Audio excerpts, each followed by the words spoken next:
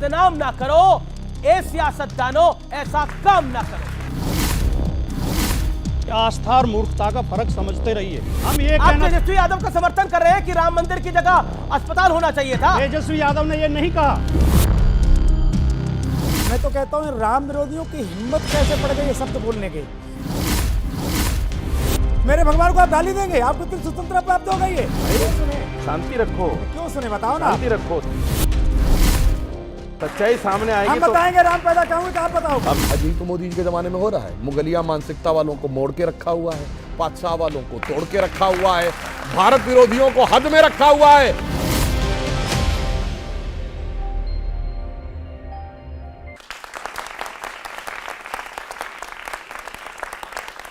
नमस्कार व्यूअर्स, मैं हूं अमीश देवगन और आप देख रहे हैं CNBC आवाज पे टक्कर। और टक्कर में बात होगी आज पब्लिक डिबेट की, और पब्लिक डिबेट में आज बात होगी प्रभु श्री राम की, और प्रभु श्री राम के इर्द गिर्द घूमती भारत की राजनीति की 2024 की सरकार की। कहते हैं कि अवध से बड़ा धाम नहीं और राम से बड़ा कोई नाम नहीं।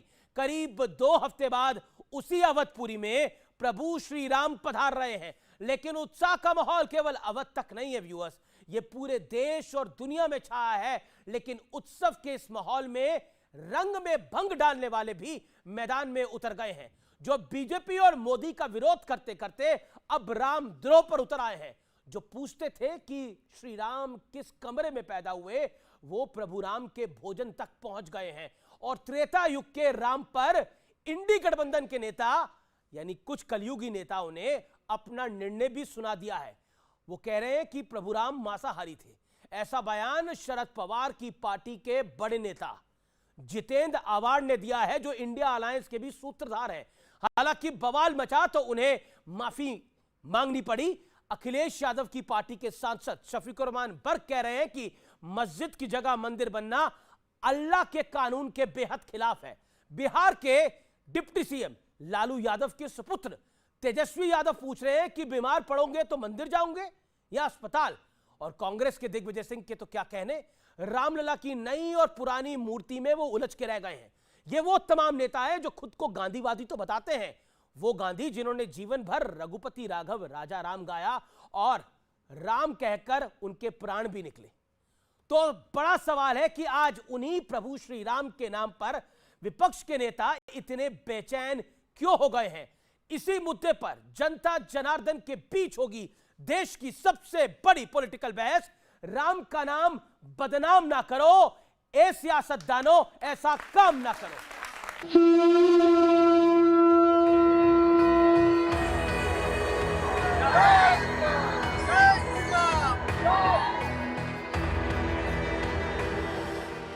राजनीति हो रही है राम मंदिर पे। तो क्षत्रिय का खाना ही मांसाहारी होता है। राम क्षत्रिय था। एक ओर जहां राम मंदिर की खुशियां मनाई जा रही हैं, तो वहीं दूसरी ओर सियासत का एक तबका ऐसा भी है जो काफी परेशान है और आए दिन अजीबोगरीब बयान देकर खुद ही अपने एजेंडे को एक्सपोज कर रहा है। राम क्षत्रिय था, तो क्षत्रिय का खाना ही मांसाहारी होता है। राम क्षत्रिय था, तो क्षत्रिय का खाना ही मांसाहारी होता है। यह शरद पवार गुट के नेता जितेंद्र आव्हाड हैं, जिनके बयान ने जैसे ही बवाल मचाना शुरू किया तो इन्होंने फौरन खेद जता दिया। लेकिन इसी बीच तेजस्वी यादव ने ऐसा ही एक बयान देकर विवाद को नई हवा दे दी। पेड़वा कट जाएगा तो मंदिर पंडित जी के दिखाई में जाएगा कि अस्पताल में डॉक्टर जी को दिखाओ। बताओ आपको क्या चाहिए भाई? भूख लगेगा तो मंदिर जाइएगा, वहां तो दाने देना पड़ता है। तेजस्वी जी, क्या हज करने वालों में जो पैसा खर्च होता है उनको कुछ सलाह देंगे? क्या हज भवन को अस्पताल आप बना देंगे? इससे पहले शफीकुर रहमान बर्फ 22 तारीख के दिन को भ्रम का दिन बता चुके हैं। ओवैसी मुस्लिम युवाओं से मस्जिदों की रक्षा करने की अपील कर चुके हैं और स्वामी प्रसाद मौर्य तो पूरे हिंदू धर्म को गालियां देने से पीछे नहीं हट रहे।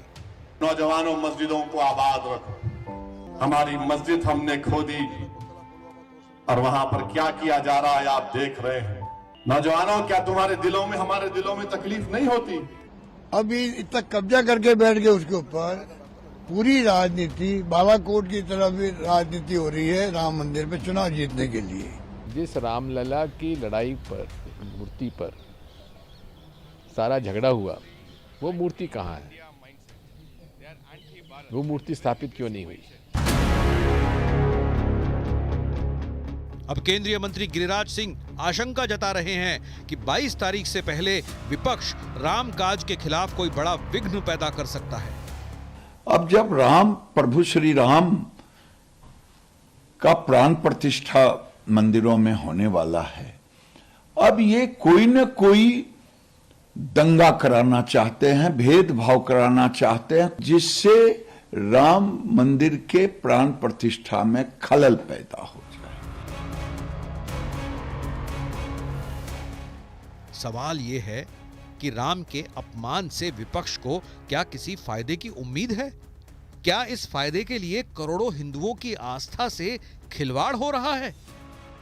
आज जनता के बीच इसी मुद्दे पर होगी जोरदार बहस।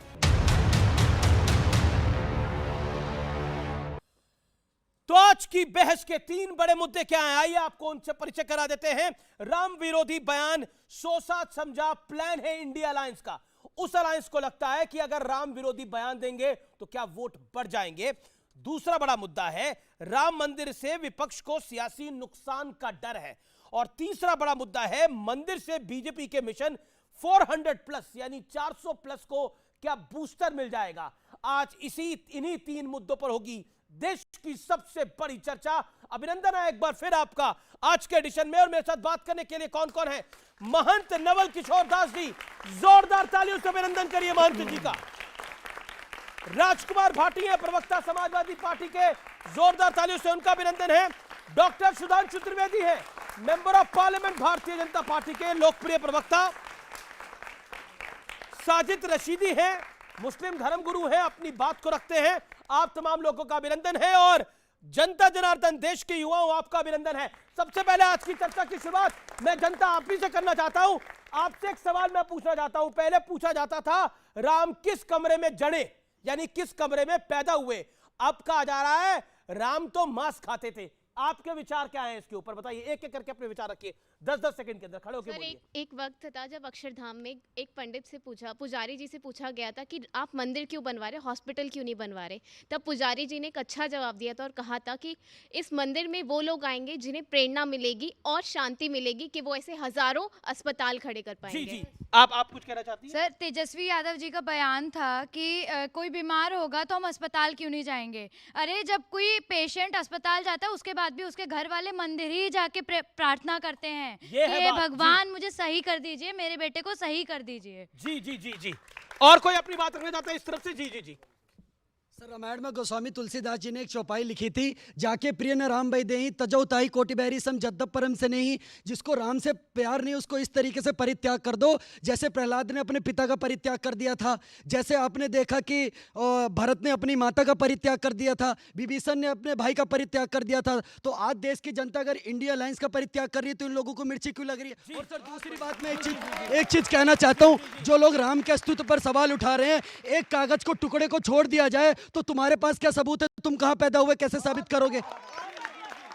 तो ये देश का युवा बोल रहा है। और मैंने फिर कहा राम का नाम बदनाम ना करो, ऐसे सियासतदानों ऐसा काम ना करो। राजकुमार भाटी, आज की चर्चा की शुरुआत में आपसे करता हूं। कल तक पूछा जाता था कि राम कहां पैदा हुए, किस कमरे में जड़े राम, और आज पूछा जा रहा है, कहा जा रहा है कि राम ने तो मांस खाया था। नहीं, अयोध्या में एक शुभ कार्य हो रहा है, एक मंदिर में प्राण प्रतिष्ठा होने जा रही है मूर्ति के अंदर, और सब जिन लोगों की आस्था है, जो धर्मानुयायी हैं, सब प्रसन्न हैं। किसी की प्रसन्नता में खलल डालने का या किसी की आस्था पर प्रश्न उठाने का किसी को अधिकार नहीं है। देश में, हमारे देश का संविधान ये अधिकार देता है हर व्यक्ति को अपनी अपनी आस्था के अनुसार पूजा पाठ करने का, अपने धर्म का पालन करने का अधिकार है। लेकिन इस तरह के विवाद उठाने में सबसे बड़ी भूमिका चैनलों की है, न्यूज़ चैनलों की। अच्छा। और आप जिस तरह आप शो शुरू होते ही आप उसे राजनीतिक रूप दे देते हैं, किसी और ने तो दिया नहीं, अभी तो शुरुआत हुई है। आपने कहा कि राम मंदिर के कारण भारतीय जनता पार्टी जो 400 का आंकड़ा छूने जा रही है उसमें विरोध कर रहे हैं। अगर ये कहा जाएगा कि राम मंदिर के कारण किसी का वोट बढ़ रहा है या किसी को राजनीतिक नुकसान हो रहा है तो राजनीतिक पार्टियों की मजबूरी हो जाएगी बोलना। अगर वो नहीं बोलेंगे तो राजनीति कैसे करेंगे? तो मेरा निवेदन ये है, मतलब आप बोले हम दिखाए नहीं। नहीं, आप कह रहे हैं हम बोलते रहे, आप दिखाइए मत। हम राम का नाम बदनाम करते रहे, हम रामलला से पूछते रहे तुम कहां पैदा हुए, आप दिखाइए मत। हम बोले कि भगवान राम ने मांस खाया, आप दिखाइए मत। यही चाह रहे हैं आप? मैं जवाब तो दे रहा था, मैं तो कह रहा था जी। जब ये आस्था का प्रश्न है, जब ये धार्मिक प्रश्न है, जब ये प्रभु का प्रश्न है, तो आप भी आस्था और धर्म और प्रभु पे ही बने रहो। ठीक है। आप राजनीति पे क्यों जाते हो? किसी राजनीतिक व्यक्ति ने ये नहीं कहा कि इससे हमारी वोट घटेंगे या किसी की वोट बढ़ेंगी या बढ़नी चाहिए, घटनी चाहिए। ये तो आपने उठाया, मैंने इसलिए प्रश्न उठाया कि चैनलों को भी डिबेट करते समय थोड़े धैर्य का, थोड़े अनुशासन का पालन करना चाहिए, अनुशासन का और इसको राजनीतिक रूप नहीं देना चाहिए।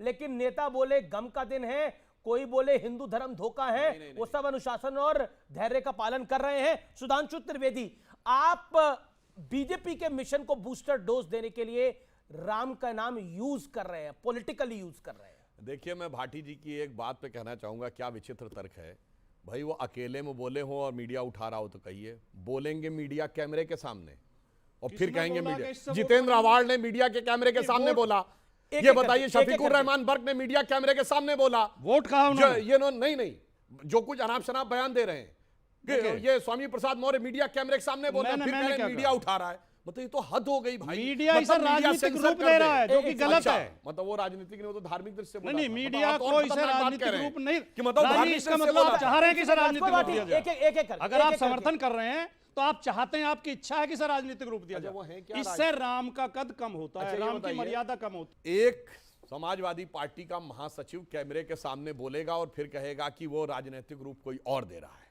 समाजवादी पार्टी का सबसे सीनियर सांसद शफीकुर रहमान बर्क मीडिया के कैमरे के सामने आके बोलेगा और फिर कहेंगे राजनीतिक रूप को और दे रहा है। जितेंद्र अवार्ड एनसीपी के बड़े नेता हैं, मीडिया के कैमरे के सामने बोलेंगे। और तो मैं इन दोनों को उत्तर देना चाहता हूं। तेजस्वी यादव मीडिया के कैमरे के सामने बोलेंगे, भरी सभा में जहां दर्जनों मीडिया के कैमरे लगे, और फिर कहेंगे हमको राजनीतिक रैली में बोलेंगे और कहेंगे हम राजनीतिक रूप दे रहे हैं।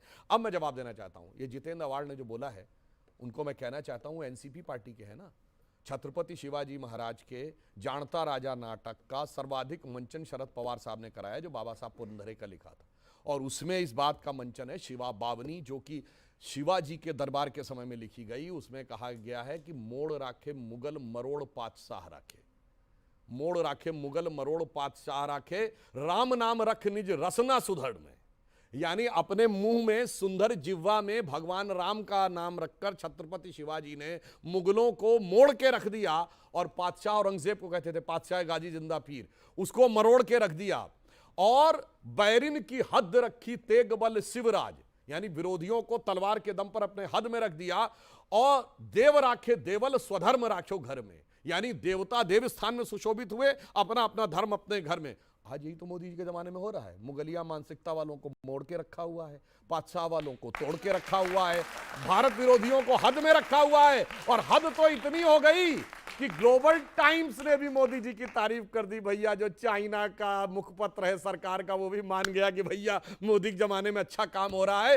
राम नाम मुंह में धारण करते हुए मैं पूछना चाहता हूं कि छत्रपति शिवाजी की श्रद्धा का इतना बड़ा अपमान हो सकता है जो वो बोलने का प्रयास कर रहे हैं, जिसको वो श्रद्धा का केंद्र मानते थे। और ये उनके समय में लिखा गया है, उनके दरबार में शिवा बावनी नामक ग्रंथ में लिखा है। और दूसरी, अब तेजस्वी जी से पूछता हूं, उन्होंने कहा कि भाई जब तब जरूरत पड़ेगी तो अस्पताल जाओगे कि वहां। तो मैं उनसे पूछना चाहता हूं, पहली बात तो लालू प्रसाद यादव जी जब जेल से बाहर आए थे, याद करें सबसे पहले कहां गए थे? हनुमान जी के मंदिर गए थे, अस्पताल नहीं गए थे। फिर भी भाई अस्पताल से तो मंदिर ऊपर है, और ये मैं सब प्रमाण बोल रहा हूं। ये बताइए, जब दवा काम करना बंद करती थी, डॉक्टर क्या कहता, आप दुआ करिए जाके। और अब मैं जो उदाहरण कोट करने जा रहा हूं, इंडी गठबंधन वाले में किसी के औकात हो तो बोल के दिखाए। जहां दवा काम नहीं करती है वहां पे धार्मिक चमत्कार से वो ठीक हो जाता है। मदर टेरेसा को सेंटहुड इस आधार पे मिला है कि 2 लोगों की बीमारी बगैर ट्रीटमेंट के उनकी आत्मा ने प्रार्थना से ठीक कर दी। अब बताइए, अस्पताल ऊपर है या प्रार्थना ऊपर है? अब औकात हो तेजस्वी यादव जी की या इस इंडी गठबंधन में किसी की तो इस पे सवाल उठाए, अन्यथा सारा ज्ञान सिर्फ हमको देने के लिए है। जी, क्या आपको लगता है कि जानबूझकर कोई बयान नहीं देता? मैं आपकी बात को ऊपर रखता हूं, कई बार गलती से निकल जाता है, पब्लिक ग्लेयर में निकल जाता है, पॉलिटिकल रैली में निकल जाता है, लेकिन आखिरकार ये बयानबाजी रुक क्यों नहीं रही है, थम क्यों नहीं रही है? अगर राम सबके हैं, आप कहते हैं हम भी राम के हैं और हमारे भी राम हैं, बिल्कुल राम सबके हैं, आपके, मेरे, इन सबके, करोड़ों दर्शकों के और 140 करोड़ हिंदुस्तानियों के और दुनिया भर में बहुतों के राम है। इंडोनेशिया में राम है और कहां का राम है मुझे आपको बताने की आवश्यकता नहीं है। थाईलैंड में राम है, कहां का राम है। लेकिन आज एक सवाल खड़ा होता है कि मान लिया बात कि आप ऐसा नहीं करना चाहते, लेकिन ये गलती अगर हो रही है तो इसको दुरुस्त भी तो किया जा सकता है। देखिए, मैंने शुरू में ये कहा कि आस्था पर किसी को प्रश्न नहीं उठाना चाहिए, किसी की आस्था का अपमान नहीं करना चाहिए। और मेरी पार्टी की भी ये लाइन है, राष्ट्रीय अध्यक्ष जी ने, हमारे अखिलेश यादव जी ने कहा है कि किसी को किसी धर्म और जाति पर टिप्पणी नहीं करनी चाहिए हमारी पार्टी के कार्यकर्ता को। जी, लेकिन मैं बहुत जोर दे के इस बात कहना चाहता हूं कि आस्था और मूर्खता का फर्क समझते रहिए। आस्था को मूर्खता में तब्दील मत होने दीजिए। और क्या है आज 21वीं सदी में अगर खड़े होकर एक राष्ट्रीय पार्टी के प्रवक्ता, सत्तारूढ़ पार्टी के प्रवक्ता ये कह रहे हैं कि इलाज वैज्ञानिक तरीके से नहीं होगा, दवाइयों से नहीं होगा, इलाज आस्था से होगा, तो मैं इसे मूर्खता मानता हूं। मैं इसे कोई भी कहे, कोई आपने वो सिद्ध किया कि ऐसा होता है। मतलब आप मान कि रहे जब मदर टेरेसा का देखिए, सेंटूट सुनिए, गलत है? अब मैं मदर टेरेसा का सेंटूट गलत है? अपनी बोलिए बात ना। दुनिया में अच्छा, एक बात बताइए, ये स्वामी प्रसाद मौर्य मूर्खता कर रहे हैं या ये चतुराई कर रहे हैं? कौन सी बात? स्वामी प्रसाद मौर्य कौन सी बात पे? हिंदू धर्म धोखा है। नहीं, ये बाबा साहब अम्बेडकर ने नहीं, कहा। उन्होंने बोला बाबा साहब अम्बेडकर ने हिंदू धर्म धोखा है। बाबा साहब बताइए कहां बोला? बाबा साहब कमाल की बात करें, बाबा साहब अम्बेडकर ने कभी हिंदू धर्म को धोखा नहीं कहा। एनिहिलेशन ऑफ कास्ट पढ़ी है उनका। नहीं, उन्होंने हिंदू धर्म को धोखा नहीं कहा। पढ़ी है मैंने। प्रतिज्ञाएं पढ़ी है आप? उन्होंने इस्लाम के बारे में जो पढ़ा वो बोलिए। नहीं, मैं उस बात को नहीं बहस कर रहा, वो मेरे, हाँ, इस्लाम के बारे में जो बोला वो आप बता दो। लेकिन मैं कहना ये चाहता हूं, देखिए सुनिए, देश में या दुनिया में जितनी गंभीर बीमारियां आई, चाहे पोलियो हो, चाहे चेचक हो, चाहे अभी कोरोना आई, चाहे और बीमारी थी, उन सब की दवाइयां विज्ञान ने खोजी है। प्रार्थनाओं से, मंत्रों से कोई बीमारी ठीक नहीं हुई है और ना होती है। चेचक के लिए हम हमेशा उसे माता कह के पूजते रहे, उसके लिए हम प्रार्थना करते रहे, पूजा पाठ करते रहे, लेकिन चेचक का टीका जब डॉक्टर जेनर ने उसकी खोज की, उससे चेचक खत्म हो गई, पोलियो खत्म हो गया दुनिया से, उसे हम ग्रहण बताते रहे। कहना क्या चाह रहे हैं आप? इस कि बात आप हम ये तेजस्वी कहना यादव का चाहते समर्थन हैं, कर रहे हैं, हम ये आप कहना, तेजस्वी यादव का समर्थन कर रहे हैं कि राम मंदिर की जगह अस्पताल होना चाहिए था। तेजस्वी यादव ने ये नहीं कहा। फिर क्या कहा उन्होंने? तेजस्वी यादव ने कि राम मंदिर जाऊंगे या अस्पताल जाऊंगे? यादव ने ये कहा कि अगर राम मंदिर जाएंगे तो अस्पताल जाने की जरूरत ही नहीं पड़ेगी भाई। तेजस्वी यादव ने ये नहीं कहा, आप गलत कोट कर रहे हैं। तेजस्वी यादव ने कहा कि मंदिर के चक्कर में अस्पताल और कॉलेज का महत्व मत भूलो। उन्होंने ये नहीं बोला। अस्पताल और स्कूल भी जरूरी, उनके भाव यही थे। हमें बहुत जमाने में बहुत ज्ञान दिया गया था, जब तक मंदिर का निर्णय नहीं आया था कि साहब उस जगह पे अस्पताल बनवा दो, लाइब्रेरी बनवा दो, स्मारक बनवा दो। अब इन्होंने कहा, तो मैं तेजस्वी जी से अपेक्षा करूंगा और इनसे भी कि वो जो मस्जिद के लिए 5 एकड़ जमीन दी गई, वहां पे वो कहें कि वहां अस्पताल बनना चाहिए। इनसे करो आप अपील। अरे अब नहीं, अस्पताल से ऊपर मस्जिद है मगर मंदिर से ऊपर अस्पताल है, ये है असलियत। जी, अब मैं महंत जी के पास जाता हूं। महंत जी, ये एक नई फिलॉसफी आ गई है कि देखिए विज्ञान सब कुछ है, इसलिए भगवान राम का मंदिर अगर बन भी रहा है तो कोई बड़ी बात नहीं है, लेकिन 550 साल ये बाद में मंदिर बन रहा है। जो लोग पूछते थे कि राम की मां ने राम को कहां जड़ा, कोट अनकोट, कांग्रेस के नेता ने ये बोला, मैंने नहीं बोला, कि राम की मां ने राम को किस कमरे में पैदा किया। आज उसी गठबंधन के नेता कह रहे हैं, इंडिया अलायंस के गठबंधन के नेता कह रहे हैं, जो कांग्रेस के साथ है, आम आदमी पार्टी के साथ है, सपा के साथ है, टीएमसी के साथ है, वो कह रहे हैं कि राम मांसाहारी थे। देखिए बंधु, एक तो हम सब हिंदू समाज के लोग विशेष करके बड़े सहनशील होते हैं और ज़्यादा सहनशीलता मुझे लगता है पलायनता का कारण बन जाती है। मैं तो कहता हूँ राम विरोधियों की हिम्मत कैसे पड़ गई ये शब्द बोलने के। मेरे आराध्य को, मेरे इष्ट के बाद में कोई कुछ बोले और वो ठीक ठाक रह जाए, क्या मतलब है? आप मेरे भगवान को गाली कानून देंगे? तो है। मेरे भगवान को आप गाली देंगे? आपको इतनी स्वतंत्रता प्राप्त हो गई है। हम उसका एक तो कठोर निंदा करते हैं और पूरे देश के लोगों से प्रार्थना करते हैं कि ऐसे राम विरोधियों के विरोध में हर थाने में FIR दर्ज होना चाहिए, ऐसे लोगों को जेल के अंदर होना चाहिए, ऐसे राष्ट्रद्रोहियों को बाहर रहने का कोई अधिकार नहीं है। भगवान श्री राम का मंदिर किसी दया पर नहीं बन रहा है, सच के आधार पर बन रहा है। जिन लोगों ने पूछा था भगवान कहाँ पैदा हुए, हमारे विद्वानों ने, हमारे ऋषियों ने एक एक कोट करके कहा जी। कोर्ट ने कोई आंखें बंद करके नहीं कह दिया। उसी कोर्ट में कुछ लोग कोर्ट फेंक के भगे थे कि नहीं नहीं 24 तक सुनाई नहीं होना चाहिए, राम काल्पनिक हैं। आज हमने तो उनको निमंत्रण भी दिया है, आओ ना, पर किस मुंह से जाएं? हिम्मत नहीं पड़ रही, हिम्मत नहीं पड़ रही। पूजा तो कर लेते हैं, नाटक तो कर लेते हैं, पर आओ ना। हम तो आज भी कह रहे हैं 22 तारीख को आओ। रुक करता हूं, मेरे साथ साजिद रशीदी साहब हैं। रशीदी साहब, पॉलिटिकली क्या आपको लगता है कि बीजेपी इसको ज्यादा बड़ा इशू बना रही है या विपक्ष, मैं एक शब्द यूज कर रहा हूं जिसको मैं ज्यादा यूज नहीं करता, विपक्ष अपनी मूर्खता और गलती से इसको बड़ा बनवा रहा है? देखिए, ये राम मंदिर का जो इशू है हमेशा से राजनीतिक इशू रहा है, हर आदमी जानता है, पूरी दुनिया जानती है। हमेशा से क्यों? और बीजेपी इसको किस तरह से राजनीतिकरण इसका कर रही है, तमाम साधु संतों की ये बात कहने के बावजूद कि मोदी जी जो प्राण प्रतिष्ठा करने जा रहे हैं जी। वो अच्छा नहीं है, वो शुभ नहीं है।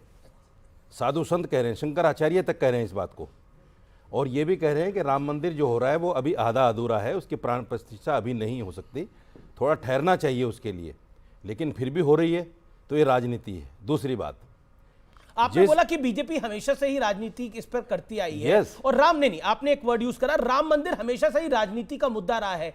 कब से राजनीति का मुद्दा रहा है? जब से दो पे थी, जब से ये दो पे थी उस वक्त से इनका राजनीतिक मुद्दा है ये। दूसरी बात, लेकिन 550 सालों से राम मंदिर का इंतजार हो रहा है। दूसरी राजनीतिक बात मैं कहना चाहता हूं जी सर। जिस जगह के लिए ये लोग लड़ रहे थे कि साहब यहां राम पैदा हुए हैं, ये गर्भगृह है जी, वो गर्भगृह की जगह अभी भी खाली पड़ी है, वहां मंदिर नहीं बन रहा है। उस जगह अरे सुनो मेरे भाई, क्यों सुने? शांति रखो। क्यों सुने बताओ ना। शांति रखो, सच्चाई सामने आएगी। नहीं कर सकते, क्यों सुने? सच्चाई सामने आएगी। हम बताएंगे राम पैदा कहाँ हुए, आप बताओगे? अब देख लीजिए, आप मोहम्मद साहब को बताओ, सच इतना ही कड़वा होता है। राम कहाँ पैदा हुए हम बताएंगे, आप भाई मैं ये नहीं कह रहा हूँ राम कहाँ पैदा हुए हैं, मैं नहीं कह रहा हूँ इस बात को, आप समझ ही नहीं रहे। आप कान खोल के सुनिए, किसी के भाग में पहुंचे उस हिसाब से बात करें। जिस जगह पर ये लड़ाई थी, जहां बाबरी मस्जिद का तीसरा गुंबद था, वहां ये लोग कहते थे कि ये गर्भगृह है, बीच का गुंबद, मैं तीसरा गुंबद उसी को कह रहा हूं, बीच का गुंबद ये गर्भगृह है। उस गर्भगृह को मंदिर में शामिल नहीं किया गया। आज भी वहीं बन रहा है। क्या ये राजनीति नहीं है? अच्छा आप बताइए मुझे, क्या ये जिस जगह पे लड़ाई थी कि साहब ये गर्भगृह है, ऐसा झूठ नहीं फैलाना चाहिए। जगह को जब राम मंदिर में स्वामी जी नहीं, आपने बोला 2 मिनट बोला, इन्होंने बोला ये शुभ घड़ी नहीं है, ये शुभ घड़ी नहीं। 1 सेकंड मैं आपको मौका दूंगा। 10 सेकंड। मुझे रसीदी से पंचांग नहीं दिखवाना है कि कहाँ कौन सा नक्षत्र कैसा है। हमारे विद्वानों ने जिनको देखना चाहिए उन्होंने देख करके बताया है, शुभ घड़ी है। अभिजीत मुहूर्त है? हाँ बिल्कुल अभिजीत मुहूर्त है, 11:30 से 12:30 के बीच में जब भगवान की प्रतिष्ठा होगी। एक बात क्या कह रहे सुधांशु जी आप? अमृत, मैं कह रहा हूँ अमृत योग भी है, योग भी है, और द्विपुष्कर योग में डबल फायदा होता है। राम मंदिर तो बन ही रहा और आगे देखिए क्या होता है। करो ना, प्रतिष्ठा कब होगी, हम क्या करेंगे, वो हम क्या करेंगे। वो कह रहे हैं राम मंदिर, ये अभिजीत मुहूर्त है, इसमें डबल लाभ होता है। अभी सुधांशु त्रिवेदी कह रहे हैं राम मंदिर तो बन ही रहा है, आगे आगे देखिए और होता है क्या क्या। देखिए अगर ये मुहूर्त गलत पे कर रहे हैं रशीदी, आप कह रहे हैं ना, आपने कहा ना, साधु संत कह रहे हैं भाई, मैं साधु संत यहाँ खड़े हैं, वो कह रहे हैं मुहूर्त ठीक है। एक साधु को खड़े होने से फिर ठीक है, साधु खड़े हो अभी जो खड़े उसको मानो, अभी जो खड़ा है उसको तो मानो। शंकराचार्य ने भी बोला है, शंकराचार्य तक ने बोला है। तो मानो। सुनिए, मानता हूँ ये मेरे अच्छे मित्र हैं, मानता हूँ, लेकिन मानने का मतलब ये नहीं कि जो ये कहें वो मान लूं। मानने का मतलब ये नहीं होता। आप सुनिए मेरी बात, सुनिए। और आपने जहां तक बोला, आपने एक बात को बोला कि इसको राजनीति का शुरू से मुद्दा बनाया गया, लेकिन मैं आपको बताऊं 1989 से पहले ये राजनीति का मुद्दा था ही नहीं। कौन कह रहा है? 1989 से पहले राजनीति का मुद्दा था ही नहीं। कौन कह रहा है? पंडित नेहरू अगर कर देते तो राम मंदिर पॉलिटिकल मुद्दा बनता ही नहीं, ये भी बात सही है। और इसकी कहानी मैं आपको बता रहा हूं पंडित नेहरू ने राम मंदिर को लेकर क्या करा और क्या नहीं करा, इसकी कहानी बहुत जल्द बाहर आएगी। मैं अपनी बात पूरी कर और लूं, बहुत कुछ पता लगेगा। और जी बोलिए, बात पूरी कर जी जी। ये इतना गलत कोड कर दिया आपने टीवी के सामने कि राजनीतिक मुद्दा नहीं था। 1989 जब से पहले 1949 में मूर्तियां रखी गई, वो राजनीति तो थी नहीं, प्रकट हुई। जिसको सुप्रीम कोर्ट ने कहा, जिसको सुप्रीम सोमनाथ बना अरे क्या था? मुझे बोलने दोगे कि नहीं सर? बोलिए भाई बोलने दो, हाँ, मैं आपके बीच में नहीं बोला। 1949 में जो मूर्तियां रखी गई, सुप्रीम कोर्ट ने ये कहा है कि वो मूर्तियां गलत तरीके से रखी गई, और कहा क्या गया था, रामलला प्रकट हो गए। ये राजनीति नहीं थी क्या? ये राजनीति नहीं थी क्या? जी। 1986 में जब ताला खोला गया बाबरी मस्जिद का, क्यों खोला गया था आपको भी पता है, सुधांशु जी को पता खोला है? था ताला? राजीव गांधी ने। अच्छा, मतलब वो राजनीति नहीं थी क्या? वो राजनीति नहीं थी क्या? साबानो विधायक कौन था? आप जानते हैं, सारी जानते हैं, फिर आप ऐसी बातें कर रहे हैं। देखो अब हंसेंगे अंदर ही अंदर, क्योंकि इनके मतलब की बात आ गई। 1986 में जो ताला खुला वो भी राजनीति थी, और 1992 में जब बाबरी मस्जिद को तोड़ा गया राम सेवा का नाम लेकर, वो भी राजनीति थी, कोरी राजनीति थी। ठीक है, अब अगर आपने राजनीति आपको नहीं होते तो कोर्ट का इंतजार किया जाता जी। अब आप कोर्ट के बारे में देखा जाता क्या फैसला आएगा। इंतजार किया है सर, तभी नहीं किया। 92 में तोड़ दी ना मस्जिद, 550 साल की लड़ाई करके मस्जिद बनाई हो क्या था? अरे 92 में मस्जिद तोड़ दी तो इंतजार कहां से कर लिया आपने? सुधांशु की बातें आप करते हैं। अब आपने अपनी बात को रख लिया। सुधांशु, आपकी टर्न है। बात मुझे बहुत हैरानी भी है और प्रसन्नता भी है कि मौलाना साहब जिनके हिसाब से बुत परस्ती एक कुफ्र है, यानी मूर्ति पूजा एक पाप है, वो मूर्ति के स्थापित होने, मूर्ति के विधान से लेके मूर्ति की प्राण प्रतिष्ठा के मुहूर्त तक पे टिप्पणी कर रहे हैं। देखिए ऐसा अद्भुत आपको उदाहरण नहीं लगे। मैं करूं? शांत अनफेयर है ये, आपकी बात चुप रहे। और ये लोग ऐसे अद्भुत हैं, देखिए जो विपक्ष के लोग हैं, विपक्ष के समर्थक लोग हैं, इनका ज्ञान तो अप्रतिम है। समर्थक नहीं हूं सर, सर मैं समर्थक नहीं। अच्छा ठीक है, आप अपनी बात कर रहे हैं, आप विरोधी हैं। देखिए साहब, जब रफेल आता है तो ये एरोनॉटिकल इंजीनियरिंग के जानकार हो जाते हैं, ये नहीं ऐसा था। अब सुनिए, जिस समय वैक्सीन आता है तो ये सेलुलर माइक्रोबायोलॉजी के जानकार हो जाते हैं। जब वैक्सीन का सैंपल सर्वे आता है, आप पे नहीं, मेरी को टिप्पणी पड़ी उस पे आपने थोड़ी बोल रहे हैं, बोल रहे हैं आप कहे बोला, आप अपने सर तिनका किसी और की दाढ़ी में देख रहे हैं, आप अपनी दाढ़ी में देख रहे हैं। जवाब दे रहे हैं पंजाब के बारे में, ये कोई बात हुई? अरे मौलाना साहब, राजनीति वो की बात नहीं हुई ना भाई साहब। वो तिनका किसी और की दाढ़ी में देख रहे हैं, अपनी दाढ़ी में क्यों देख रहे हैं? नहीं, आप वही बात है। अब सुनिए साहब, और जब ये कहा जाता है कि फला तारीख से शुरुआत हो जाएगी वैक्सीन की, तो कहते हैं सैंपल इतना दिखाना चाहिए, ये स्टैटिस्टिक्स के एक्सपर्ट हो जाते हैं। जब मुहूर्त भूमि पूजन किया गया था 5 अगस्त 2020 को, तब मुहूर्त मर्मज्ञ हो जाते हैं, और अब ज्योतिष के प्रकांड विद्वान हो जाते हैं, और धर्म के भी ज्ञाता हो जाते हैं। इनके ज्ञान का तो कोई मुकाबला नहीं कर सकता। अब राजनीति का जवाब देता हूं। इन्होंने बात कही बिल्कुल सही, जिस समय देश आजाद हुआ उस समय राजनीति का मुद्दा नहीं था। अगर सोमनाथ का मंदिर उस समय बन सकता था तो रघुनाथ का मंदिर भी बन सकता था। राजनीति केवल इसलिए हुई कि 22-23 दिसंबर 1949 की रात को जब श्री राम लला प्रकट हुए, और मैं अदब से कहूंगा मौलाना साहब से कि अगर आप ये कहेंगे कि कोर्ट ये साबित करता कि प्रकट हुए थे, तो सारे भगवानों के बारे में ये कहने की किसी की हैसियत नहीं है कि फिर वो प्रकट हुए थे, वो कैसे हुए थे। इसलिए ये विषय आस्था का है कि प्रकट हुए थे, अन्यथा फिर सारे उनके लिए इमोशनल कार्ड की बात नहीं कर रहे हैं। आपने बोला कि कोर्ट ने कहा कि वो प्रकट नहीं हुए थे, कोर्ट आपने बोला, बात कोई बैक करके देख सकता है। तरीके से मूर्ति रखी है, कोर्ट ने कही ये बात। अब सुनिए, 22 दिसंबर 1949 के बाद उस जमाने में गोविंद बल्लभ पंत जो चीफ मिनिस्टर थे, उन्होंने डीएम से कहा कि हटा दीजिए। डीएम ने मना कर दिया। के नायर साहब डीएम थे। क्यों मना कर दिया ये भी बताते हैं। आप कहेंगे डीएम ने कैसे सीएम का आदेश नहीं माना? क्योंकि संविधान 26 जनवरी 50 को लगा है, 49 तक ब्रिटिश टाइम के रूल लागू थे, और उस समय सीएम की पावर्स डिफाइन नहीं थी, डीएम की पावर एब्सोल्यूट थी। और उसके बाद जनवरी 1950 में नेहरू जी का गोविंद बल्लभ पंत को लिखा गया लेटर अवेलेबल है, जिसमें वो नाराजगी व्यक्त कर रहे हैं कि जबरदस्ती मूर्ति हटवाओ, तुम ऐसा क्यों नहीं कर रहे हो। और फिर राजनीति में बताना चाहता हूं इनकी भी जानकारी के लिए, मुस्लिम पक्ष उसमें पैरोकारी नहीं बना 49 से 61 तक, क्योंकि के मोहम्मद ने अपनी किताब में लिखा है कि मुस्लिम समाज में एक विचार था कि हमें इसमें नहीं पढ़ना चाहिए, इस स्थान का हमारे लिए कोई महत्व नहीं है, हिंदुओं के लिए बहुत महत्व है, तो वो नहीं बने। 12 साल की टाइटल सूट का मियाद होती है, वो 12 साल की मियाद पूरी होने में 1 हफ्ता रह गया था, तब वो बने, क्योंकि सेकुलरिस्टों ने, कम्युनिस्टों ने जाके उनको समझाया कि तुम्हें लड़ना चाहिए। राजनीति वहां से आई। 6 दिसंबर 92 को घटना क्यों हुई जानते क्या था? ये 67 एकड़ लैंड तो आफ्टर डिमोलिशन सेंट्रल गवर्नमेंट ने ली है। जैसे ही कल्याण सिंह जी की हमारी सरकार आई थी, उस सरकार ने उस पूरी भूमि का अधिग्रहण कर लिया था। तुरंत केंद्र सरकार ने भूमि के अधिग्रहण को चुनौती दी। अब अगर जजमेंट आता तो या तो यूपी गवर्नमेंट का अधिकार माना जाता या वो प्राइवेट लैंड मानी जाती। प्रॉब्लम यह थी कि यूपी गवर्नमेंट के हाथ में आते ही वो राम जन्मभूमि न्यास को लिख देती। प्राइवेट लैंड ओनर्स में से 90% ने अपना अटॉर्नी पावर ऑफ अटॉर्नी दे रखा था, तो नरसिम्हा राव की सरकार कोर्ट की डेट ही नहीं लगने देती थी, क्योंकि उसे पता था किसी के भी पक्ष में जजमेंट आएगा तो आसपास के 67 एकड़ की जमीन मिल जाएगी और मंदिर निर्माण शुरू हो जाएगा। ये थी राजनीति, ये करा था कांग्रेस पार्टी ने, ये करा था कांग्रेस पार्टी ने रामलला का मंदिर रुकवाने के लिए। इसलिए मैं कहता हूं कांग्रेस पर रामद्रोह का आरोप है, इसीलिए कांग्रेस आज इस हस्त्र पे है। और 2024 में जो पॉलिटिकल पार्टियां रामद्रोह करा है उनका क्या होगा ये जनता जनार्दन तय करेगी हर कीमत पर इस बार। और यह बात सत्य है, पंडित नेहरू की किताब जिस दिन खुलेगी राम मंदिर पर यह देश आश्चर्यचकित हो जाएगा। पंडित नेहरू ने सबसे पहले राम मंदिर रुकवाया था, पंडित नेहरू जिम्मेदार थे राम मंदिर रुकवाने के। और 18 और 19 दिसंबर को उन्होंने राजनीति, ये भी बताता हूं, 6 दिसंबर 92 को 11:30 बजे गुंबद में पार्शियल डैमेज की खबर आ गई थी। 5 बजे बीजेपी की कल्याण सिंह की सरकार ने इस्तीफा दे दिया। क्यों नहीं डिसमिस किया गया रात 9 बजे? काहे भाई 10 घंटे काहे शांति से रहे? और आपको बताता हूं, मुझे अच्छी तरह याद है उस समय 8:45 बजे दूरदर्शन पर समाचार आते थे। दूरदर्शन का समाचार शुरू होता है, अचानक समाचार रोक दिया जाता है, कहा जाता है प्रधानमंत्री विशेष संदेश देंगे। नरसिम्हा राव प्रकट होते हैं और खालिस उर्दू में बोलते हैं कि बाबरी मस्जिद को मिसमार कर दिया गया है और इसलिए यूपी की हुकूमत अब गैर कानूनी हो गई है, हमने यूपी की हुकूमत को बरतरफ किया है, ये शब्द बोलते हैं।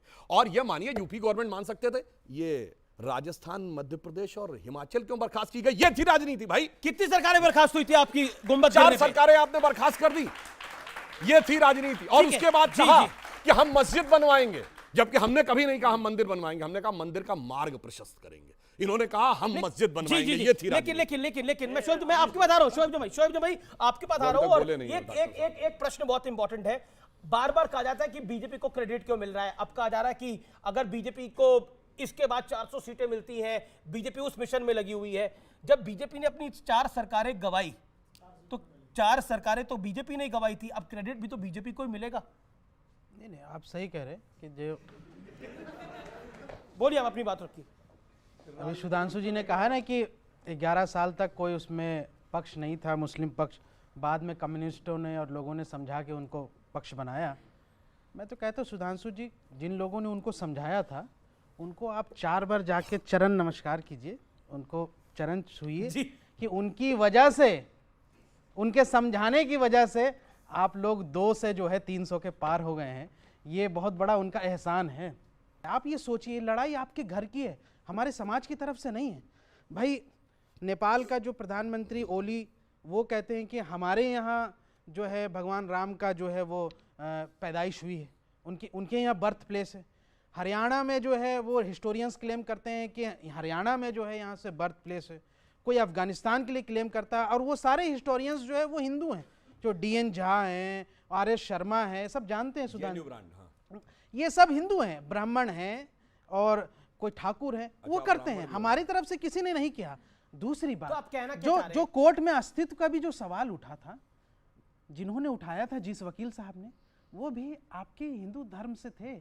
आज जो यहाँ से वो समाजवादी पार्टी के जो हैं, क्या नाम है उनका, जो सनातन पे आवाज, ये उसके विरोध में बोलते हैं, स्वामी प्रसाद मौर्य और स्टालिन के बेटे, एक बात हमारे समाज के लोग नहीं हैं।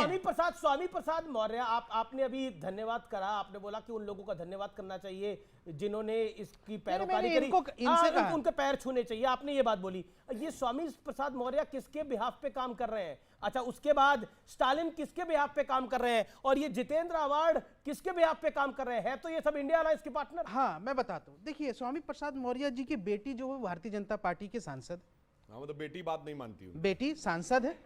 अब वो किनके बिहाफ पे काम कर रहे हैं आप बता सकते हैं? जिन्होंने, स्टालिन के बेटे ने जो अभी सनातन को उल्टा पुल्टा कहा, जो बहुत अपशब्द कहे, मैं कह नहीं सकता हूँ टेलीविजन पे, उससे प्रधानमंत्री जी अभी मिल रहे हैं, उनकी तस्वीर भी अभी चल रही है, वायरल तस्वीर आ रही। अब कौन कर रहा है मैं नहीं जानता हूँ। देखिए, तो मतलब एक बात, इंडिया अलायंस में भी मिलावट है। अब ये कहां से इशारे हैं, ये कहां से इशारे हैं मैं नहीं जानता हूं। मैं तो इंडिया अलायंस की तरफ से नहीं बोल रहा हूं, मैं ना विपक्ष की तरफ से बोल रहा हूं ना इंडिया अलायंस की, मैं तो समाज की तरफ से एक बात बोल रहा हूं। लेकिन एक सवाल से, समाज की तरफ से, मैं अपने समाज की तरफ से बोल रहा हूं, मुस्लिम समाज की तरफ से एक बात कह रहा हूं। जी जी जी, अगर आज ठीक है, आपको सारी चीज़ें आपके मन मुताबिक मिल गई और आप उसके उत्सव मना रहे, अच्छी बात है, आपको मुबारक हो। लेकिन एक सवाल जरा सुधांशु जी से और आपसे भी पूछना चाहूँगा कि अगर वो फैसला राम मंदिर बाबरी मस्जिद विवाद का जो फैसला आया वो फैसला अलग होता, मुस्लिम पक्ष की तरफ हो जाता, तब भी क्या ऐसे ही भाईचारा, ऐसी उत्सव, ऐसी सब कुछ 500 साल तो रहा सर। क्योंकि जब मूर्तियां प्रकट हुई दिसंबर 49 में, तो उनकी ताले के अंदर रख के पूजा अर्चना होगी, ये मैजिस्टीरियल ऑर्डर था, यानी कोर्ट का ऑर्डर। ठीक, 1 फरवरी 1986 को ताला खुला, ये सेशंस कोर्ट का ऑर्डर था। 9 नवंबर 1989 को जहां पर शिलान्यास किया गया कोर्ट की परमिशन से, 6 दिसंबर 92 को ढांचा गिरने के बाद अस्थाई मंदिर में पूजा के परमिशन मिली। सुप्रीम कोर्ट ने ऑर्डर किया 6 दिसंबर 92 में कि सुनिए तो पूरी बात सुनिए सर। अब देखिए, आप बोल रहे थे मैंने डिस्टर्ब नहीं किया, मैं स्टेप बाय स्टेप बोल रहा हूं। अरे भाई बात तो सुनिए, आपकी बात मैंने शांति से सुनी। 6 दिसंबर 92 को ढांचा गिरने के बाद अस्थाई मंदिर में श्री रामलला विराजमान, वहीं विराजमान रहेंगे, ये सुप्रीम कोर्ट का ऑर्डर था। अब आइए साहब, 2003 में वहां पे खुदाई होगी, यह सुप्रीम कोर्ट का ऑर्डर था। 30 सितंबर 2010 को जब 1/3 2/3 वाला जजमेंट आया है, तो उस केंद्रीय गुंबद के नीचे सैंक्टम सैंक्टोरम है, यानी गर्भगृह श्री रामलला विराजमान का है, यह इलाहाबाद हाई कोर्ट की लखनऊ बेंच का ऑर्डर था। तो जब आधा दर्जन ऑर्डर हमारे पिछले 60 साल के पक्ष में थे, तो आप कैसे कह रहे हैं कुछ हो गया? सारे magisterial court, sessions court, high court, supreme court के ऑर्डर, हमारे मित्र में जवाब दे रहा हूं। 1992 का जो मस्जिद की गुंबद गिराने का जो वाकया, उस पर सुप्रीम कोर्ट ने उसको क्रिमिनल एक्ट माना है और उस केस को अभी तक चला रही है और कह रही है कि जिन लोगों ने वो ढांचा गिराया वो दोषी हैं, उन पर अपराध जो है सिद्ध होता है और उन पर मुकदमा चलाया जाएगा। ये सुप्रीम कोर्ट का ऑर्डर है। इसलिए आप उस बाबरी मस्जिद के गुंबद के गिराने को अगर आप मानते हैं कि आप जस्टिफाई कर रहे हैं, तो यानी आप सुप्रीम कोर्ट की इस ऑर्डर की अवहेलना कर रहे हैं। विषय पर आते हैं, आज के विषय पर आ जाते हैं। नहीं, मैं 92 से 2014 के 22 साल में 16 साल इनकी सरकार रही, मुकदमा न चला पाए। क्या आप सुप्रीम कोर्ट को मानते हैं ना? जान दे रहे हैं, सुप्रीम कोर्ट को मानते हैं ना? फैसला मानते हैं कि नहीं मानते? मानते हैं। तो सुप्रीम कोर्ट ने अगर कह रही है कि वो 92 का ढांचा गिराना क्रिमिनल एक्ट था, मानेंगे? अपराधियों को आप सजा की मांग करेंगे? नहीं, आपने 16 साल में क्या कार्रवाई की? अपराधियों की सजा की मांग करेंगे? अरे भैया, आप नहीं मानते थे ना, इसका मतलब 16 साल बात करते तो सुप्रीम कोर्ट का अवहेलना तो पहले आपने कर दी। अगर मानते तो पहले मुकदमा दर्ज कर देते। अब मुझे राजकुमार भाटी के पास भी जाना, फिर मैं ऑडियंस की बता रहा हूं। मान जी आपके पास भी आऊंगा। राजकुमार भाटी, आपकी सुधांशु जी ने डेट वाइज बहुत सारे तथ्य बताए और ये भी कहा कि जो कुछ हुआ कोर्ट के आदेश पे हुआ। मैं भी कुछ तथ्य बताना चाहता हूँ जी। 23 दिसंबर 1949 को अयोध्या थाने के एसओ थे राम दुबे, जो तिलक लगाते थे, पूजा पाठ करते थे, हिंदू आस्था में विश्वास करते थे। उन्होंने खुद मुकदमा दर्ज किया अपने थाने में 2 सिपाहियों की सूचना पे कि 20-25 लोग आए नारा लगाते हुए और जबरन मूर्ति रख गए मस्जिद के अंदर। 6 दिसंबर 1992 को जब मस्जिद गिरी, उससे पहले सुप्रीम कोर्ट में कल्याण सिंह जी ने हलफनामा दायर करके कहा था, ये विश्वास दिलाया था सुप्रीम कोर्ट को कि मैं मस्जिद की रक्षा करूँगा। जब मस्जिद गिर गई और इनकी सरकार बर्खास्त हो गई, कल्याण सिंह जी को सुप्रीम कोर्ट ने तलब किया, तो वह गीता के ऊपर हाथ रख के सौगंध खा के ये कहा कि मस्जिद गिराने में मेरा कोई सहयोग नहीं है, मैंने पूरी कोशिश की उसी की रक्षा करने की। जैसे ही चुनाव घोषित हुए, फिर मंचों पर जाके कल्याण सिंह जी ने कहा हमने मस्जिद गिराई है और हम यहाँ मंदिर बनाएंगे। जब जिस दिन मस्जिद गिराई जा रही थी, वहाँ चबूतरे पे खड़े हुए, आपने वीडियो जरूर देखे होंगे, आप पत्रकारिता में थे, मुरली मनोहर जोशी जी, आडवाणी जी, उमा भारती जी, रितंबरा जी, विनय कटियार ऐसे हाथ उठा के नारे लगा रहे थे, एक धक्का और दो, बाबरी को तोड़ दो। जब उनके खिलाफ मुकदमा हुआ, उन्होंने भी कोर्ट में शपथ खा के ये कहा, शपथ पूर्वक कोर्ट में कहा, हमने भरपूर कोशिश की बचाने की, लेकिन हम बचा नहीं पाए। फिर 1996 में जब चुनाव हुए, अटल कल्याण सिंह ने ये कहा था कि मैं गोली नहीं चलाऊंगा। मैं बहुत संक्षेप में कह रहा हूं, आप सबका जवाब दे देना। 1996 में जब चुनाव हुए लोकसभा के, अटल बिहारी वाजपेयी जी को गठबंधन की जरूरत पड़ी। अटल बिहारी वाजपेयी जी ने बाकायदा घोषणा पत्र में कहा कि हम ये मंदिर का मसला अब नहीं उठाएंगे। फिर उनकी सरकार गिर गई 13 दिन में, फिर 98 में दोबारा बनी 13 महीने के लिए, फिर उन्होंने गठबंधन किया, बाकायदा लिखित में मिनिमम प्रोग्राम जो जारी किया, उसमें बाकायदा लिखा एनडीए का हम मंदिर का मसला बिल्कुल नहीं उठाएंगे और हम इस टर्म में, काशी मथुरा इस टर्म में, इस टर्म नहीं में लिखा, काशी मथुरा का भी नहीं उठाएंगे इस टर्म में। और मैं बताता हूं, मैं अब एक आखिरी दो बात कह रहे बिल्कुल जी जी 13 महीने बाद वो सरकार भी गिर गई जी। फिर बनाई सरकार, फिर इसी पे कायम रहे, और जब 2004 में चुनाव हुआ सारे वादे भूल के कहा हम काशी मथुरा भी उठाएंगे, हम राम मंदिर भी उठाएंगे। तो कृपया आप अपनी बात तो कहिए, लेकिन नैतिकता और कोर्ट की दुहाई मत दीजिए। ठीक है, आप ओके, हमेशा सुधांशु नैतिकता जवाब, के और कोर्ट के खिलाफ चले हैं और भारत के संविधान के खिलाफ चले। वक्त एक ब्रेक का है, रुकते एक ब्रेक के लिए, लेकिन टक्कर में उस पार कई और बड़ी बातें हैं जो मैं आपको बताऊंगा। आप देखते रहिए CNBC आवाज पे टक्कर का पब्लिक डिबेट एडिशन। मैं पूछना चाहता हूं, सिर्फ मुस्लिम देशों में यह होता था, अन्यथा एक सेकुलर देश मुझे बता दें जहां ट्रिपल तलाक, हलाला, मेहरम, हज सब्सिडी, वक्फ बोर्ड और शरिया सुप्रीम कोर्ट से ऊपर होता हो। यानी ये तो 2014 से पहले ये देश सेकुलरिज्म के नाम पर आंशिक मुस्लिम राष्ट्र था, अब हम उसे वास्तविक सेकुलर राष्ट्र की तरफ ले जाएं। का अभिनंदन है CNBC आवाज के टक्कर में, और आज टक्कर में हम कर रहे हैं एक बड़ी पब्लिक डिबेट। मोहन महाजन की रिकॉर्डेड प्रेस कॉन्फ्रेंस है। मैं पत्रकार था, मैंने सवाल पूछा, 2003 की ये बात है, मैंने पूछा कि आपने राम मंदिर का मुद्दा छोड़ दिया। उन्होंने बोला इस टर्म के लिए छोड़ा है क्योंकि हमारे पास मैंडेट नहीं है, अगर हमें मैंडेट मिलेगा तो हम मंदिर वहीं बनाएंगे। हुआ नहीं, यही तो मैं कह रहा हूं, ये अवसरवाद नहीं है। सुधांशु जवाब, इनकी बात बिल्कुल क्लियर कर दूं। हमने बीजेपी का भी एजेंडा जारी किया और एनडीए का, हमने कहीं नहीं लिखा कि हम ये नहीं करेंगे। बीजेपी के एजेंडा में सदा सर्वदा राम मंदिर, आज चुनौती कहता हूं 98 का बीजेपी घोषणा पत्र दिखाइए अगर हमने ऐसा किया है। हां, एनडीए के में कॉमन यूनियन प्रोग्राम में नहीं था। तो मैं एक और बात कहूं, आप ये साथ में दल थे, ये काहे हमारे साथ आ गए? हमने तो मंदिर का मुद्दा नहीं छोड़ा था, हमारे घोषणा पत्र में तो था। तो सवाल तो उनसे पूछना चाहिए कि जो हमारे साथ आए थे, आपके साथ कब आए? आपके साथ नहीं, वैसे आप तो तब आए थे, हम तो कभी नहीं आए आपके हमारे साथ। रहमो करम पर ही आप पहली बार सत्ता में आए थे। मुलायम सिंह जी 180 सीटें कभी हम आपके साथ भाजपा के साथ समर्थन से आए थे। कल्याण सिंह हमारे नेता 89 में एक ही वाक्य बोल, हाँ बोलिए, एक वाक्य बोलिए। 89 में हमारे नेता श्री वीपी सिंह जी थे, जहां जहां इनके झंडा स्टेज पर होते थे वो स्टेज पर नहीं चढ़ते थे। ठीक है, हमारी नीति हमेशा साफ रही। लेकिन सरकार इसके समर्थन से बढ़ाई, सपोर्ट लेके जहां बीजेपी के झंडा होते थे स्टेज पर नहीं चढ़ते। वीपी सिंह ने सरकार बीजेपी के समर्थन से बढ़ाई। कि ये बिल्कुल सत्य बात है कि वो जो ढांचा वहां गिरा, वो 500 साल से हिंदू समाज के मन में जो आक्रोश था, उस आक्रोश का जो मजाक उड़ाया गया, उस कारण से उत्पन्न हुई तात्कालिक परिस्थितियों के गुस्से में हुआ। और इसका मैं प्रमाण देता हूं। अभी संसद भवन में जो लोग घुस गए, इन्फिल्ट्रेटर, हमलावर, बहुत हल्ला मचाया गया कि साहब इंटेलिजेंस फेलोर है, जानकारी नहीं थी। मैं पूछना चाहता हूं, वहां लाखों लोग इकट्ठा थे, अगर ऐसी प्लानिंग थी तो क्या सेंट्रल गवर्नमेंट के पास कोई आईबी रिपोर्ट थी? नहीं, कोई नहीं लिखा। सेम कोई रिपोर्ट प्रस्तुत नहीं थी, जारी हुआ, कोई रिपोर्ट नहीं थी। अब सुनिए, व्हाइट पेपर में साफ लिखा हुआ है, एक सेकंड, इस तरह की सूचनाएं थी। झूठ बोल रहे हैं, झूठ आप बोल रहे हैं। सूचनाएं थी, कोई आप मस्जिद विधान कमीशन शहीद की की रिपोर्ट में जाएगी। आपने कोई आईबी की रिपोर्ट नहीं कोट किया। अब मैं दूसरा बोलना चाहता हूं, उसी दिन शाम को इनकी सरकार आ गई थी, 6 दिसंबर 92 की रात। स्टेट गवर्नमेंट के पास कोई इंटेलिजेंस का इनपुट था? नहीं था।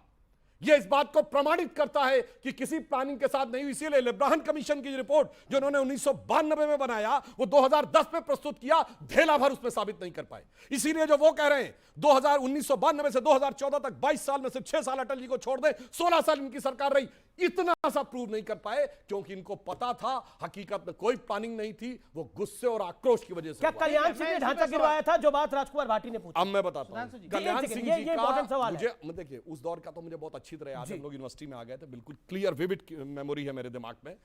कल्याण सिंह जी ने यह कहा कि जब वहां पर दोपहर में, अब एक और बात समझिए, 11:30 बजे एक गुंबद में पार्शियल डैमेज की खबर आई थी। उस समय ये शंकरराव चौहान जी गृह मंत्री थे। जी जी। उन्होंने कल्याण सिंह जी को फोर्स किया जी। कल्याण सिंह ने जानकारी ली, वहां लाखों की संख्या में लोग थे। तो कल्याण सिंह जी ने यह कहा कि चौहान साहब का फोन आया, और ये उन्होंने खूब बोला है, ये पब्लिकली बोला, मैंने चौहान साहब से कह दिया, चौहान साहब मैं गोली नहीं चलवाऊंगा, गोली नहीं चलवाऊंगा, गोली नहीं चलवाऊंगा, चाहे एक क्या सैकड़ों सरकारें कुर्बान हो जाएं। मगर मैं पूछना चाहता हूं, जब चौहान साहब 11:30 बजे ये जवाब सुन लिए थे कल्याण सिंह जी का, तो काहे तुरंत बर्खास्त करके गोली न चलवा दिए? उनको भी पता था कि जमीनी हकीकत क्या है। इसीलिए मैं पुनः बोल रहा हूं, कोई रिकॉर्ड से चेक कर ले जाके, शाम 5 बजे कल्याण सिंह जी ने इस्तीफा दिया है और 9 बजे इन्होंने इस्तीफा स्वीकार नहीं किया, 9 बजे डिसमिस करने का ऑर्डर किया। क्यों 9 बजे तक बैठे रहे? क्योंकि हकीकत आपको ही पता थी आप कुछ नहीं कर सकते थे। लाखों की भीड़ के ऊपर आप कौन सी गोली चलवा सकते थे? जी जी जी जी, रशीदी साहब, जब कल्याण सिंह ने गोली चलाने से मना कर दिया, उनकी मंशा बाबरी मस्जिद को गिराने की थी, तो हलफनामा क्यों दिया था कोर्ट में? सुनिए, उन्होंने कहा मैंने बचाने का प्रयास किया। पर कोर्ट में हलफनामा क्या है? हलफनामा यह है कि उन्होंने बचाने का प्रयास किया। हाँ तो सुनिए, ये नहीं उसमें कल्याण, प्रयास सुनिए, करूंगा। मैं एक मिनट हलफनामे में ये नहीं कि मैं प्रयास करूंगा। सुनिए, हलफनामे में ये है कि मैं ढांचा नहीं गिरने दूंगा। अरे भैया जवाब दे रहा हूं, सुनिए तो आपको पूरा। कल्याण सिंह ने कोर्ट में कहा मैंने हलफनामा दिया था और मैं उस हलफनामा को कायम रखने में नाकाम रहा और इसके लिए कल्याण सिंह जी को 1 दिन की जेल भी हुई। उन्होंने एक्सेप्ट किया कि चूंकि इतने लोग मर जाते हैं इसलिए मैंने ये सोचा कि बजाय उस डिसीजन को फॉलो करने की बजाय मैं लाखों लोगों को नहीं मरवा सकता था और उसके बाद देश में जो होता वो भी देखा जा सकता था, क्या हो सकता था। मैंने इसीलिए कहा ना 11:30 बजे अगर केंद्र सरकार को पता लग गया था। सरकार की और सुनिए, और ये तो बहुत से लोगों ने लिखा है कि नरसिम्हा राव जी पूजा में चले गए थे, 6-7 घंटे पूजा में रहे थे। तो भैया तुम ही बर्खास्त करके निर्णय ले रहे थे, तुम्हें पता था कुछ नहीं कर सकते थे उस समय की जो परिस्थिति थी उसके आगे। और जो बात सुधांशु त्रिवेदी कह रहे हैं और कल्याण सिंह ने एक इंटरव्यू में कहा है और वो इंटरव्यू पब्लिक डोमेन में उपलब्ध है। उन्होंने बोला चौहान साहब गृह मंत्री थे, उन्होंने बोला कि सुना है गुंबद के आसपास कार सेवक घुस गए हैं। उन्होंने बोला चौहान साहब आपकी जानकारी कम है, वो गुंबद के ऊपर चढ़ गए हैं और गुंबद को डैमेज भी कर दिया है। लेकिन चौहान साहब, जो बात सुधांशु त्रिवेदी ने बोली, ये बात आप कान खोल के सुन लीजिए, मैं गोली नहीं चलवाऊंगा, मैं गोली नहीं चलवाऊंगा, मैं कार सेवकों को मरने नहीं दूंगा। और उसके बाद कल्याण सिंह इस्तीफा देने के लिए चल दिए और कल्याण सिंह ने उसके बाद अपने कई इंटरव्यूज में कहा कि मेरे लिए सरकार महत्वपूर्ण नहीं थी, मेरे लिए रामलला महत्वपूर्ण थे, इसलिए एक सरकार जाती तो जाए, लेकिन विधि का विधान देखिए। बीजेपी की सरकार उत्तर प्रदेश में, मध्य प्रदेश में, राजस्थान में बर्खास्त हो गई, चली गई, लेकिन केंद्र में बाजे गाजे के साथ वापस आती है और रामलला का मंदिर निर्माण होता है। यह विधि का विधान था। सवाल जी आपका सवाल क्या है? जी क्या सवाल आपका, बोलिए। मेरा सवाल ये है कि मतलब हमारे देश में सेक्युलरिज्म के नाम पे किसी भी धर्म के बारे में कोई कुछ नहीं बोलता। हिंदू धर्म के पर गालियां देने की बिल्कुल आजादी है, तो ऐसा क्यों है? आप लोगों को आप युवा हैं, कहते हैं कि युवा ज्यादा इंटरेस्टेड नहीं है इन सब चीजों में। आप लोगों को बुरा लगता है जब आप ये बयान सुनते हैं? बिल्कुल बुरा लगता है बयानबाजी। मैं आज आपसे पूछा जाता हूँ, मांसाहारी ऐसा होता है, मतलब मीडिया को ये बयान नहीं दिखाने चाहिए? दिखाने चाहिए, बिल्कुल दिखाने चाहिए, हकीकत दिखानी चाहिए कि यही हकीकत दिखानी चाहिए। सर, सोहेब जमाई अभी बोल रहे थे कि हम जो है मुस्लिम के समाज के पक्ष रख रहे हैं, ठीक है? तो आपको बता दें सोहेब जमाई जी कि मुस्लिम समाज जो है ना अशफाकुल्लाह खान को मानता है, वीर अब्दुल हमीद को मानता है, अब्दुल कलाम को मानता है। दूसरी बात, इस देश में राम को कालिंग बताया गया, राम डज नॉट एग्जिस्ट बोला गया और कहीं ना कहीं बोलते राम थे ही नहीं। तो उनके लिए एक शायरी बोलना चाहते हैं, कलयुग में कहीं पुण्य के धाम नहीं थे, भारत में कहीं धर्म के आयाम नहीं थे, रावण के खानदान के हो गए वो दोस्तों जो कह रहे थे कि कभी राम नहीं थे। पुण्य है तो कैसे कहे पाप नहीं थे, अधर्म है तो कैसे कहे साप नहीं थे। जो लोग कह रहे थे कि राम नहीं थे, ऐसे कह रहे थे जैसे लग रहा था उनके बाप नहीं थे। जी आपका क्या कहना है? सर जो ये जितेंद्र जी बोल रहे हैं राम मांसाहारी, तो उनसे कहना चाहता हूँ रामायण की चौपाई है पढ़ लेना जाके। जामवंत के भजन सुनाए, सुन हनुमंत हृदय अति भाए, तब लगे मोहि परखेउ तुम भाई, सही दुख कंद मूल फल खाए।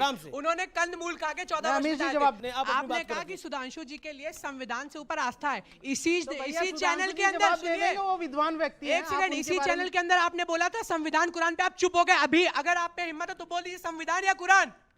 संविधान या कुरान?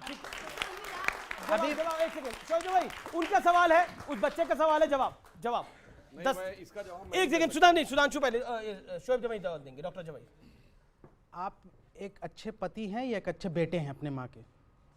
आप बोले कि मैं एक अच्छा, आप अपने माँ के लिए एक अच्छा बेटा है या आप अपनी बीवी के लिए एक अच्छा पति? माँ का जो अच्छा बेटा होगा वही अच्छा पति होगा। हाँ, है ना, होगा। यानी एक व्यक्ति एक वक्त में एक अच्छा पति भी हो सकता है, एक अच्छा माँ के लिए बेटा भी हो सकता है और अपने बच्चों के लिए अच्छा बाप भी हो। इसी तरह एक मुसलमान एक वक्त में एक अच्छा मुसलमान भी हो सकता है, एक अच्छा देशभक्त भी हो सकता है और एक अच्छा जो है देश का नागरिक भी हो सकता है। आपको जवाब मिल गया। जवाब दे दूं? धन्यवाद। इसमें कोई संदेह नहीं है कि 2014 से पहले संविधान से ऊपर ही कुरान थी। मैं ऐसे नहीं बोल रहा हूं, शरिया के प्रावधान संविधान में किसी सेकुलर देश में नहीं थे। ये बताइए, शाबानो केस में अगर ये बात आई कि विषय शरिया के खिलाफ चला गया है तो सर्वोच्च न्यायालय का निर्णय कुचल के संसद में सर्वोच्च न्यायालय के ऊपर कर दिया शरिया को। अन्यथा मैं पूछना चाहता हूं, सिर्फ मुस्लिम देशों में ये होता था, अन्यथा एक सेकुलर देश मुझे बता दें जहां ट्रिपल तलाक, हलाला, मेहरम, हज सब्सिडी, वक्फ बोर्ड और शरिया सुप्रीम कोर्ट से ऊपर होता हो। यानी ये तो 2014 से पहले ये देश सेकुलरिज्म के नाम पर आंशिक मुस्लिम राष्ट्र था, अब हम उसे वास्तविक सेकुलर राष्ट्र की तरफ ले जा रहे हैं। एक सेकंड, आप भी कुछ कहना चाह रहे थे, फिर मैं आ रहा हूं। कभी भी देश के संविधान को नहीं मानते कुरान के आगे। जब उनको पूछा जाएगा कुरान के संविधान, तो एक बार नहीं 3 बार कहेंगे कुरान। अभी सुधांशु जी ने कहा कि कुरान के कारण, इस्लाम के कारण लोकसभा में प्रस्ताव ला गया, एक महिला के कारण, तो इसलिए संविधान में कोई विश्वास उनका था न होगा। फिलहाल टक्कर के आज के एडिशन को यही समाप्त करते हैं। फिलहाल CNBC आवाज की टक्कर में इतना ही। नमस्कार, शुभ रात्रि।